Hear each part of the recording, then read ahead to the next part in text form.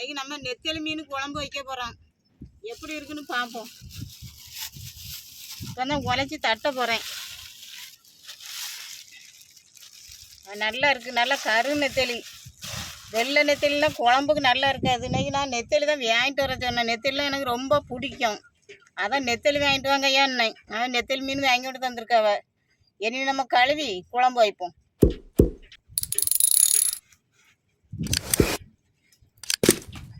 இப்படி தலையும் வாழையும் பிக்கணும்.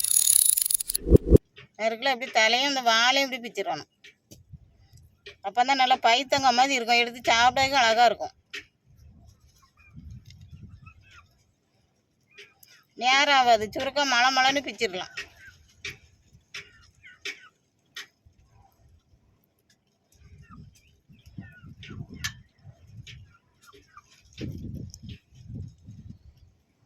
இனி ஒரு உரசி கழுவ வேண்டியதான்.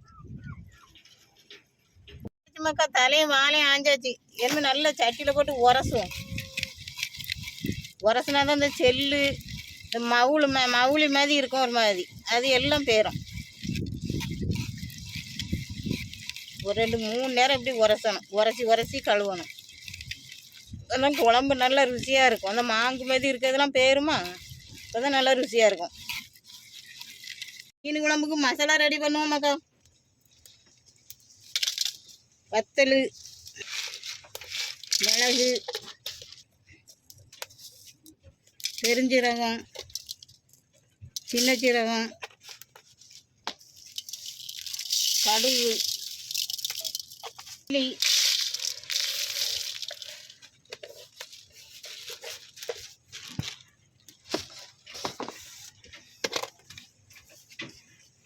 கருவேப்பிலை. இவ்வளோத்தையும் கொஞ்சம் எண்ணெய் ஊற்றிக்கிடுவோமாக்கா. எண்ணெய் ஊற்றி வறுத்துக்கிடும்.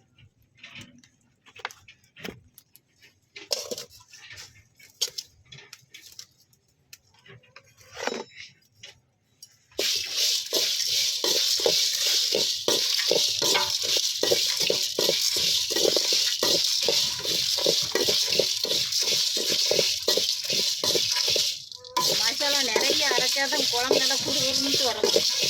அதான் எல்லா மசாலாவும் நிறைய சேர்த்துருது. வறுபட்டுட்டு மகா இறக்கிக்கிடும்.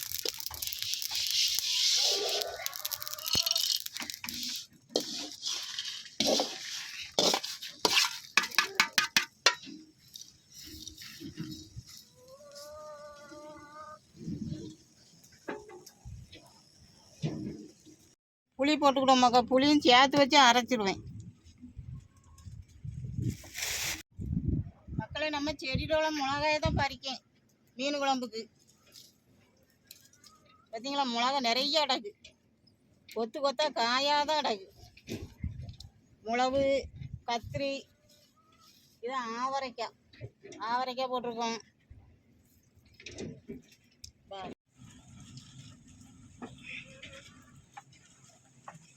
மஞ்சள் வச்சுக்கிடுவோம் மக்கா.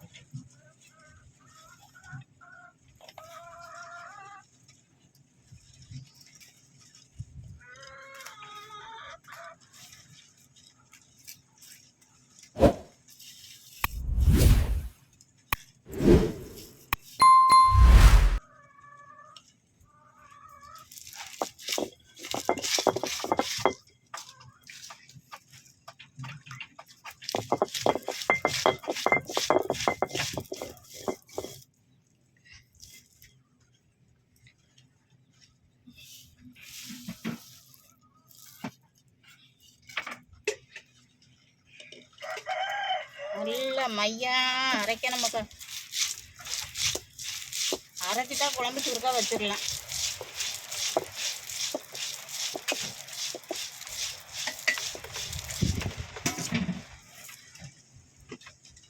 அரைக்கிறதுலே நல்லா வாசமாக இருக்கு. நம்ம வறுத்து அரைக்கிறதுனால நல்லா அவ்வளவு மனமாக இருக்கு.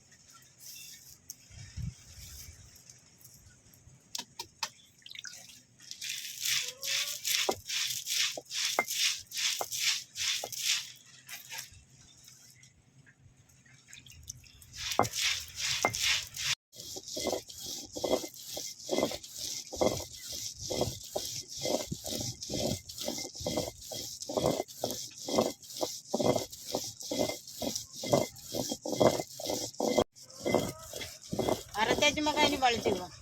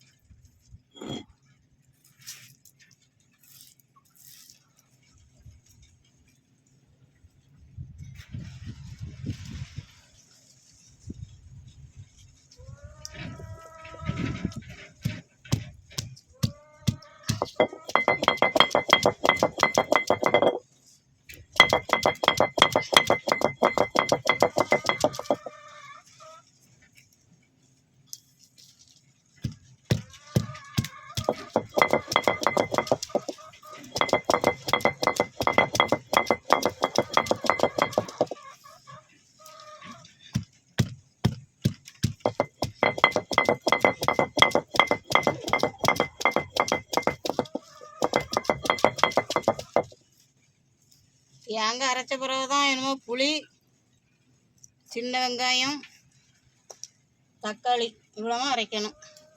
தேங்காய் அரைச்சிக்கணும்.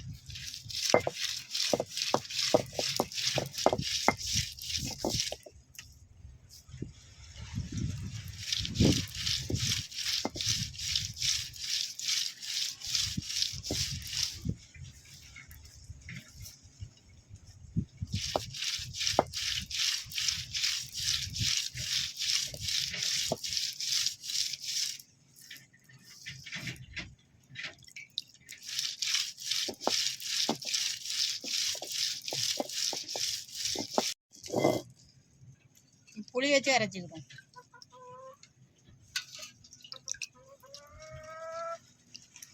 புளி, சின்ன வெங்காயம்.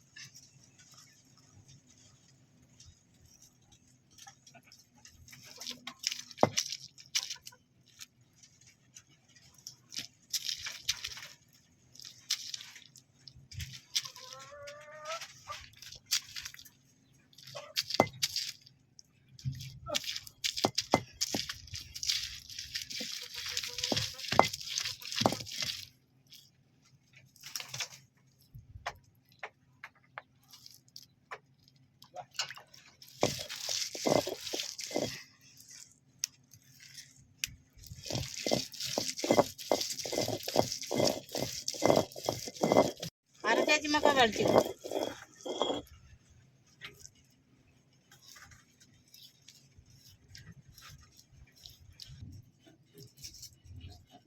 தக்காளி வச்சு அரைச்சிக்கணும்.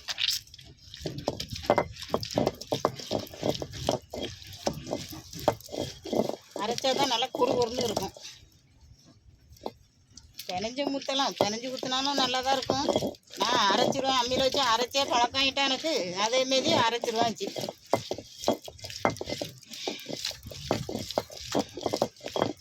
இந்த அளவுக்கு பிணையும் முடியாது. அரைச்சாச்சு, வலிச்சிடுவோம்.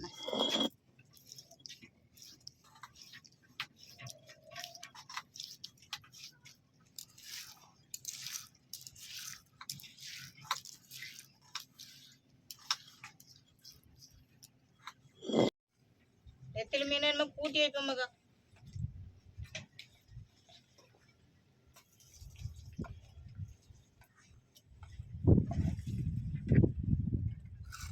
பல்லரி, பூண்டு, மிளகாய் போட்டு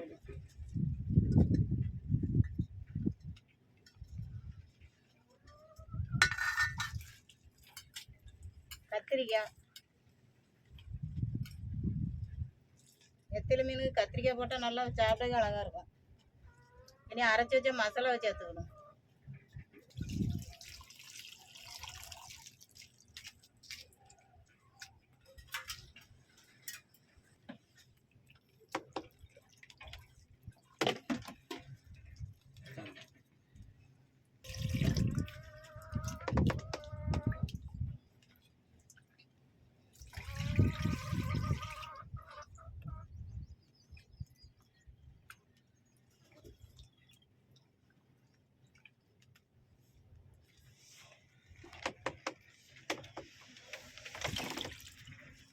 குழம்பு கூட்டியாச்சு மக்கா, இனி உப்பு போட்டுக்கணும். உப்பு போட்டுக்கணும். சரி, அடுப்பில் வைப்போம்.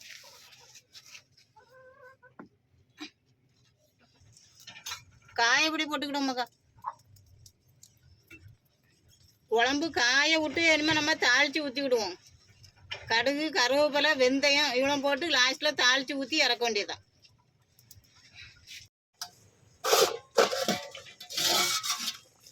குழம்பு காஞ்சிட்டுமாக்கா இனிமேல் இறக்கி தாளிப்போம். நல்லா வச்சிட்டு உருணிட்டு நல்லா வச்சிட்டு இனிமேல் இறக்கி விடுவோம்.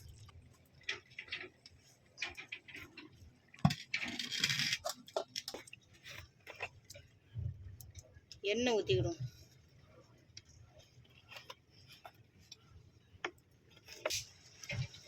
கடுகு,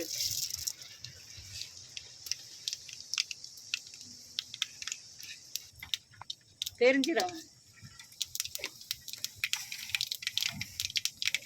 வெந்தயம், கருவேப்பிலை,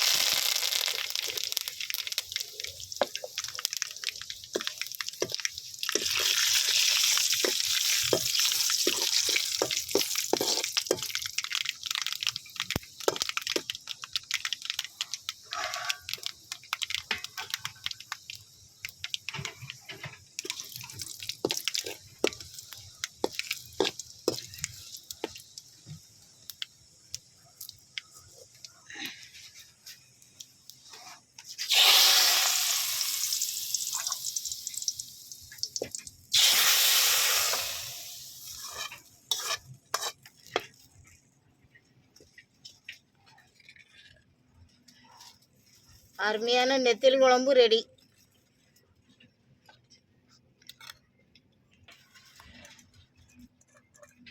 சாப்பிடுவோம்.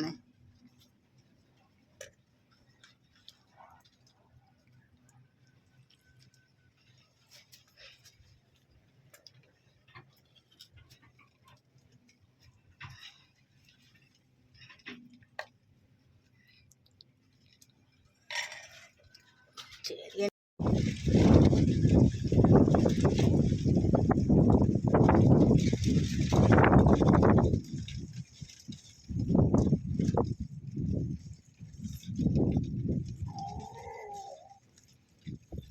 நெத்திலி குழம்பு நல்லா அட்டகாசமாக இருக்குமாக்கா. சாப்பிட்றதுக்கு நல்லா அருமையாக இருக்குது. நீங்கள் இந்த நெத்திலி மீன் கூட முருங்கைக்காய் போட்டுக்கிடலாம், மாங்காய் போட்டுக்கிடலாம். ஏன்னா இங்கே எங்களுக்கு அதெல்லாம் கிடையாது, காட்டுக்கு இருக்கிறதுனால அதெல்லாம் கிடையாது. மாங்காய், முருங்கைக்காயெல்லாம் போட்டு வச்சா நல்லா சாப்பிட்றதுக்கு அருமையாக இருக்கும். நான் செடியில் உள்ள கத்திரிக்காய் தான் 2 காக்கட்டு தான் பறித்தேன். நல்லா மையாக வச்சுட்டு